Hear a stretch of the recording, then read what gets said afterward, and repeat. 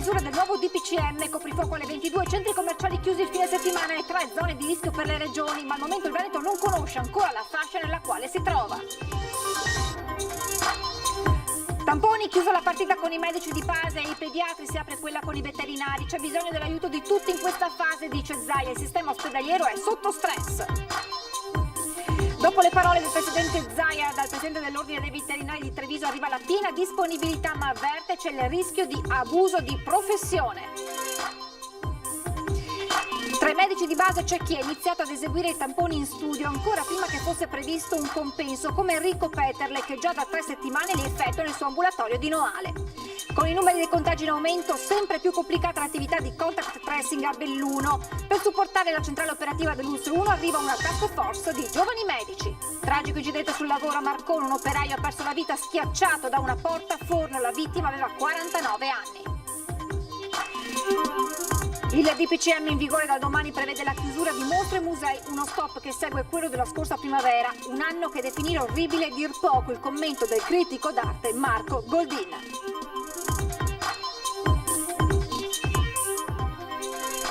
Telespettatori di Antena 3, buonasera e ben ritrovati con l'edizione regionale dei nostri telegiornali. Dunque, la scorsa notte è stato firmato il nuovo DPCM. Tra le misure inserite a livello nazionale il coprifuoco alle 22 e poi musei e mostre chiuse, novità per quanto riguarda il trasporto pubblico e poi l'obbligo della mascherina per gli studenti anche se si trovano seduti al proprio banco, ma soprattutto queste 3 fasce di rischio per le regioni in base a diverse variabili, 21 i parametri da prendere in considerazione. Bene, in questo momento il Veneto non sa ancora in quale di queste 3 fasce, gialla, arancione e rossa, modificati anche i colori, inizialmente erano verde, arancione e rossa, ora si parla di gialla, arancione e rossa. Ebbene, non si sa ancora in quale di queste 3 fasce il Veneto si colloca, con le conseguenti misure restrittive previste proprio dal documento del governo. In attesa di aggiornarvi su questo, oggi il presidente del Veneto Zaia ha dato gli ultimi aggiornamenti sul fronte coronavirus e poi ha anche chiesto la collaborazione dei veterinari per quanto riguarda i tamponi rapidi. C'è bisogno dell'aiuto di tutti in questa fase, ha detto il governatore, il sistema ospedaliero è sotto stress. Abbiamo bisogno dell'aiuto di tutti per fare tamponi. I test sono la base di quello che è il contact tracing da un lato e della messa in sicurezza e della circoscrizione dei focolai dall'altro. L'aiuto di tutti, e tra i tutti per Zaia ci sono anche i veterinari, sono loro l'ultima categoria in ordine di tempo che la Regione intende arruolare nel contact tracing, sistema che per stessa missione di Zaia sta scontando delle difficoltà. Ci rendiamo conto che stiamo parlando con una categoria che non ha come paziente l'uomo, il mammifero uomo, ma gli altri mammiferi o altri animali. Però è pur vero che loro sono assolutamente titolati a praticare questi test e direi che non hanno neanche bisogno di corsi di formazione perché conoscono benissimo l'anatomia e sanno benissimo come si fa. L'obiettivo dichiarato è quello di aggiungere i 2.450 veterinari veneti ai 500 pediatri di libera scelta e agli oltre 3.500 medici di famiglia già chiamati alle armi, meglio sarebbe dire ai tamponi nei giorni scorsi, partita chiusa solo sulla carta, non senza strascichi. Ieri sera mi ha scritto un cittadino, evito di dire il comune, che mi dice: guarda, la badante dei miei genitori che hanno 88 e 90 anni è positiva e il medico di base mi ha detto di caricarla in auto e andare in ospedale a fare i 2 tamponi. Capite che noi dobbiamo risolvere questo problema. E che la partita del tracciamento sia sempre più cruciale lo dimostrano i numeri dei ricoveri in area non critica. C'è pressione sugli ospedali perché quando tu avete visto, 1193 persone ricoverate, voi considerate 4, 8, 12, sono quasi 3 grandi ospedali dedicati in Veneto ai ricoverati. Ecco, questa è la risposta che diamo agli scettici, no? E per governare l'emergenza è stato istituito un comitato di crisi, il cui coordinamento è stato affidato a Paolo Rosi, anima del SUEM 118 in Veneto. Avremo anche un board, oltre alle solite videoconferenze che facciamo, un board di sintesi dove ognuno rappresenta un'area determinata dalla sanità del Veneto, terapie intensive, l'area non critica, il sociale, le cure territoriali e la prevenzione. Quindi qui faremo sintesi. Inevitabile il riferimento al dilemma del giorno, con il Veneto in bilico tra zona verde e arancione in attesa del responso del CTS, così Zaia si esprimeva poco dopo le 13. Teniamoci la fascia che avremo oggi pomeriggio, vedrete che non mi sbaglierò, ci andrà bene. Queste le previsioni del governatore Zaia, ma come detto ancora manca l'ufficialità di quella che sarà la zona nella quale verrà inserito il Veneto, e solo a quel punto si potrà capire che cosa accadrà nelle prossime ore dal punto di vista delle nuove misure previste dal governo. Come avete sentito, il presidente Zaia ha chiesto la collaborazione dei veterinari per eseguire nei loro ambulatori i tamponi. Dal presidente dell'ordine dei veterinari di Treviso arriva la disponibilità, ma avverte c'è il rischio di abuso di professione. È un problema che ci è capitato così a caldo da poche ore e ci stiamo confrontando tra presidenti provinciali della regione per capire come affrontare questa, che definisco una proposta. Il presidente provinciale dell'Ordine dei Veterinari di Treviso, Alberto Ansoldi, accoglie positivamente la richiesta del presidente Zaia. La categoria, dice, è a disposizione oggi come già in primavera nel colmo della pandemia. È una proposta che apprezziamo dal punto di vista in questo momento così di emergenza, qual è la pandemia che stiamo affrontando, che venga anche chiesto l'aiuto della nostra categoria in quanto operatori sanitari, il fatto di essere coinvolti in questo momento sicuramente, come lo siamo stati l'anno scorso quando c'era stata chiesta la disponibilità per i respiratori. Il problema è che ci sono, al di là di quelle che sono le problematiche organizzative, c'è un problema grosso: incontrare un abuso di professione. Certo, noi abbiamo delle competenze, abbiamo una responsabilità professionale e questo è un ruolo che non ci compete. In caso di imprevisto, se nel corso del tampone si dovesse verificare una lesione, piccola o grande che sia, con quali strumenti il professionista potrebbe risponderne? Una posizione che è anche quella dell'Ordine dei Veterinari del Veneto e alla quale difficilmente, secondo Ansoldi, si potrà trovare soluzione. Questo è il nodo che bisogna sciogliere e non credo che ci possa essere, anche in questo momento così grave di emergenza pandemica che stiamo attraversando, una qualche legge regionale che possa ovviare a questo problema.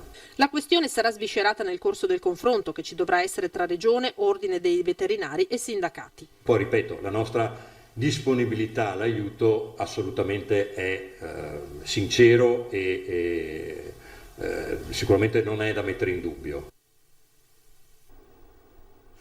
Manca ancora la conferma ufficiale, ma stando ad alcune indiscrezioni proprio di questi ultimi minuti, il Veneto sarebbe stato inserito in fascia arancione e quindi con tutte quelle ulteriori restrizioni che riguardano naturalmente gli esercizi come bar e ristoranti e gli spostamenti dei cittadini all'interno dello stesso territorio e poi da territorio a territorio. Naturalmente vi aggiorneremo minuto dopo minuto appena arriverà l'ufficialità, ma in questo momento, stando alle indiscrezioni, il Veneto sarebbe in fascia arancione. Allora guardiamo proprio i dati che sono tra naturalmente i parametri principali che il governo tiene sott'occhio per decidere, per determinare queste fasce. Nelle ultime ore in Veneto si registrano 935 casi positivi in più, che sommati a quelli di questa mattina portano la nostra regione ad avere 2.665 positivi nelle ultime 24 ore. Aumenta anche il carico nelle aree non critiche e si registrano anche 5 pazienti in più in terapia intensiva in tutto il Veneto e purtroppo nelle ultime 24 ore si registrano anche 19 decessi. Tra i medici di base naturalmente c'è chi ha già iniziato da settimane ad effettuare i tamponi nei propri studi, ancora prima che fosse previsto un compenso. È il caso del dottor Enrico Peterle di Noale. Questo è un tampone che è solo un tampone nasale, che quindi mononarice. Ok, adesso procediamo all'esame. Sono stati forniti i primi 50 kit di tamponi che abbiamo ritirato 3 settimane fa. Da allora abbiamo iniziato a eseguire circa una quindicina di tamponi a settimana per medico, quindi siamo circa oltre 150 tamponi. Al momento abbiamo disponibili a disposizione solo i tamponi nasofaringei per la ricerca dell'antigene. Non abbiamo ancora a disposizione dei kit per eseguire la ricerca dell'RNA virale. Lui è Enrico Peterle, medico di base che a Noale, nella provincia di Venezia, insieme agli altri 4 colleghi dello studio, più e meno giovani, esegue tamponi in ambulatorio già da 3 settimane.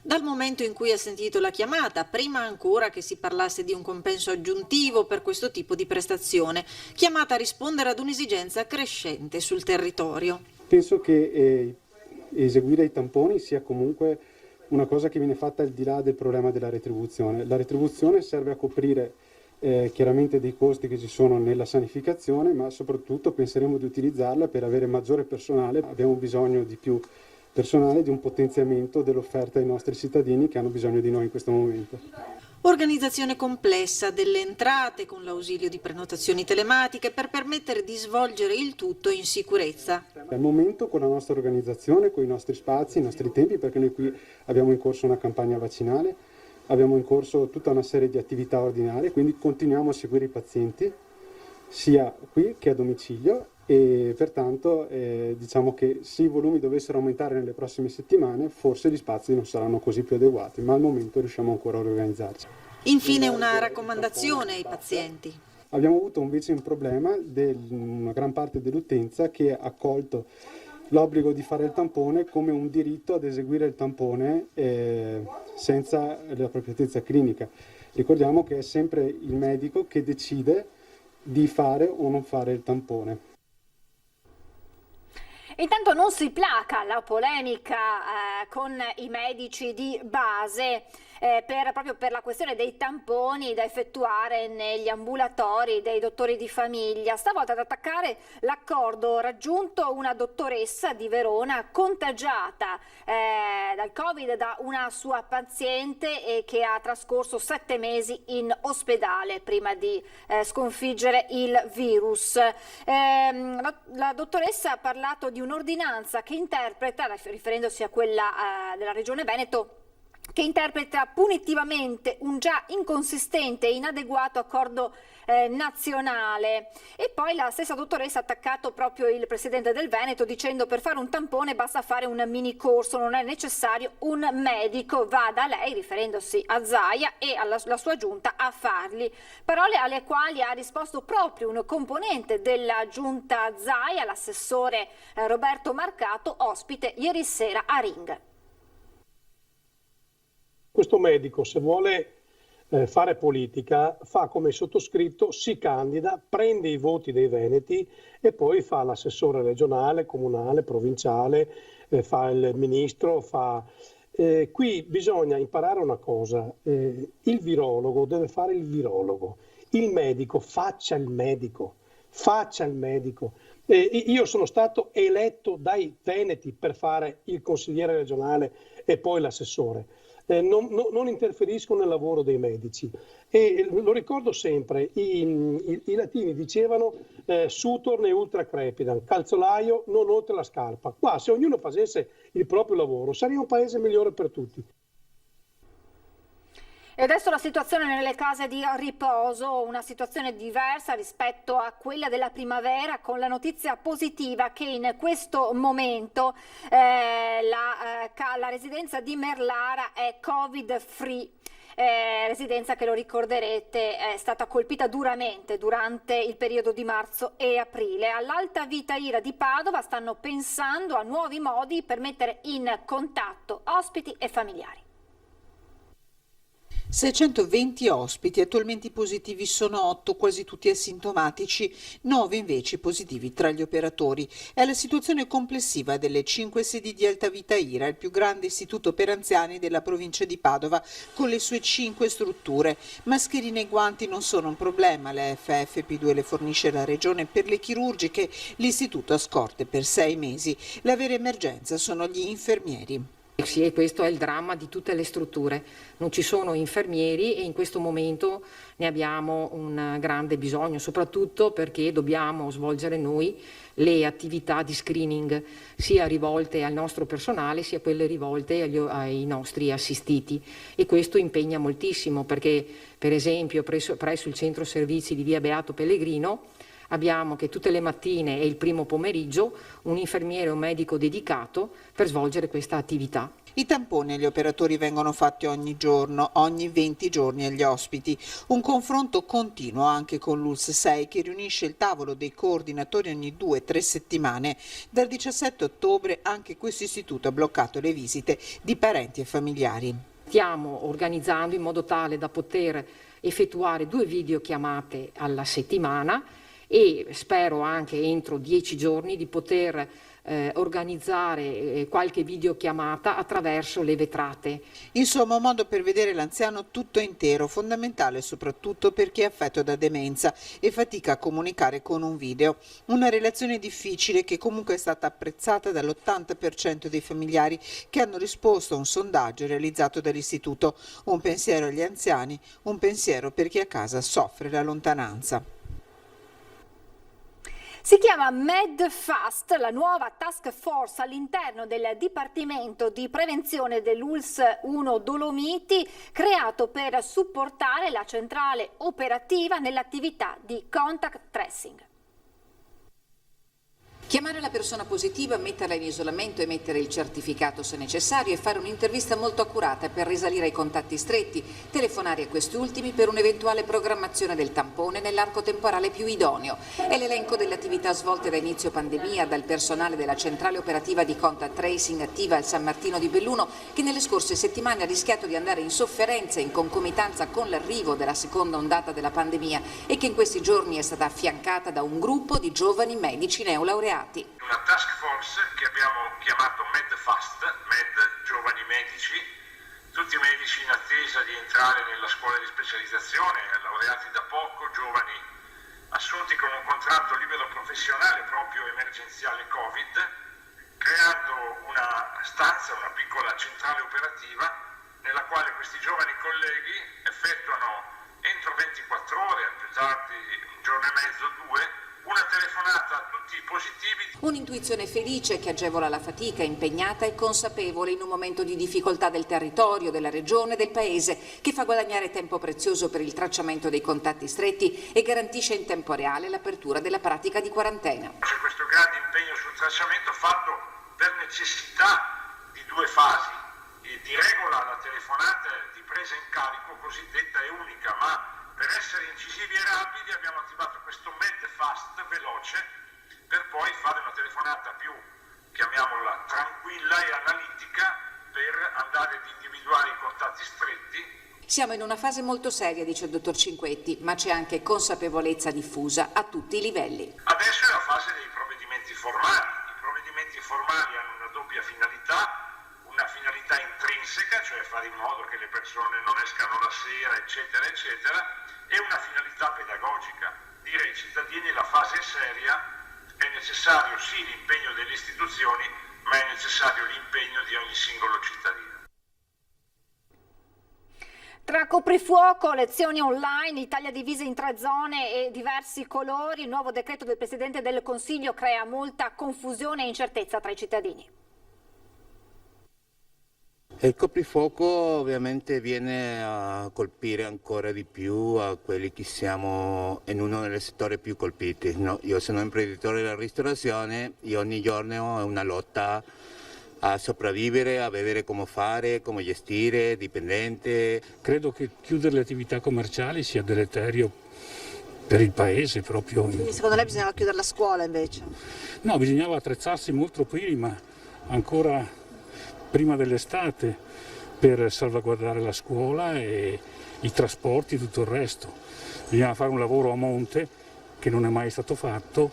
Finché sono chiusi i bar e i ristoranti penso che comunque sia inutile, nel senso io penso che dovrebbero... Dici, tanto non si esce lo stesso? Esatto, comunque hanno posto le condizioni per stare a casa, quindi credo che alla fine non sia inutile. Penso che sia interessante comunque non chiudere tutto, ma chiudere rispetto alla situazione dell'emergenza della zona. Ma secondo lei, come è stata gestita sta cosa? Perché insomma non si poteva, secondo me, se posso essere sincera.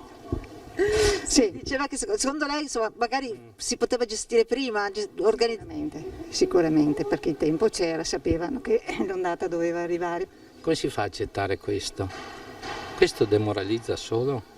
Non può essere un qualche cosa che un cittadino che si informa, che comunque si dà da fare, che ha studiato, che conosce, che accetta. Siamo un po' confusi e questo ci sta, però ci adeguiamo. Mi dispiace solo che abbiamo perso 4 mesi d'estate e siamo arrivati all'ultimo momento senza poter adeguarci a una situazione improvvisa.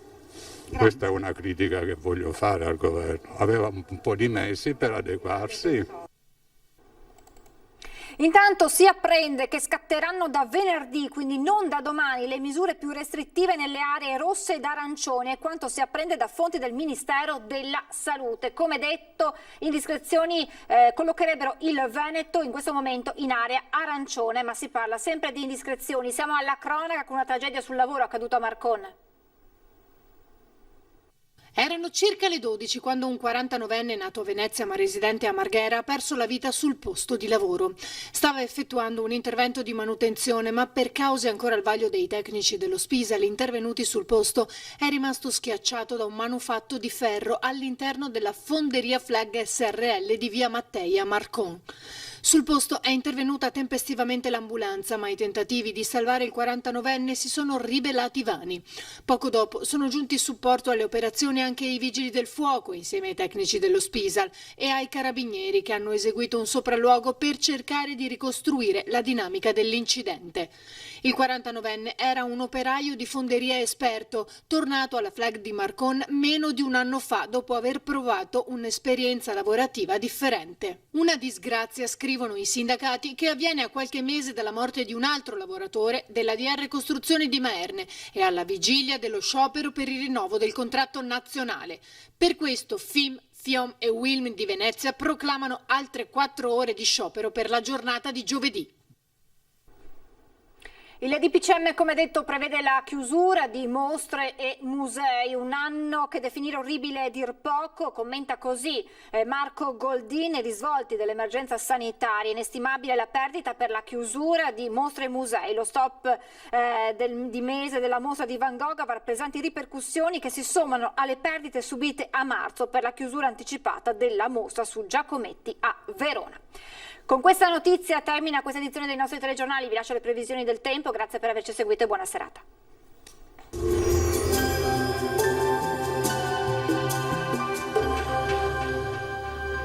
Agenzia Le Cirque. Per vendere o acquistare la tua casa, Agenzia Le Cirque. Professionisti al tuo servizio.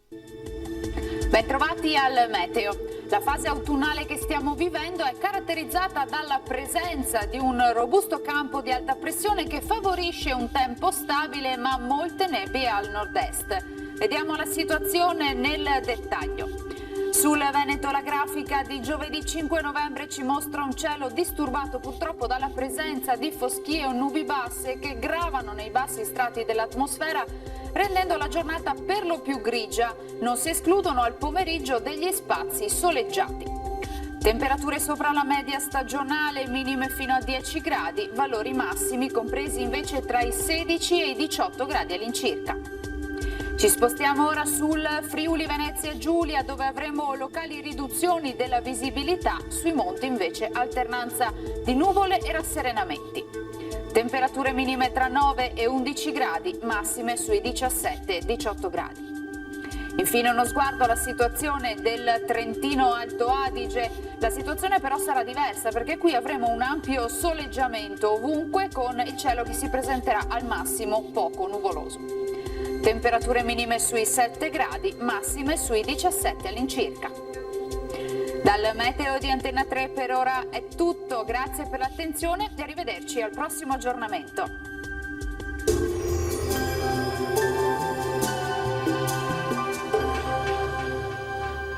Agenzia Le Cirque. Per vendere o acquistare la tua casa, Agenzia Le Cirque. Professionisti al tuo servizio.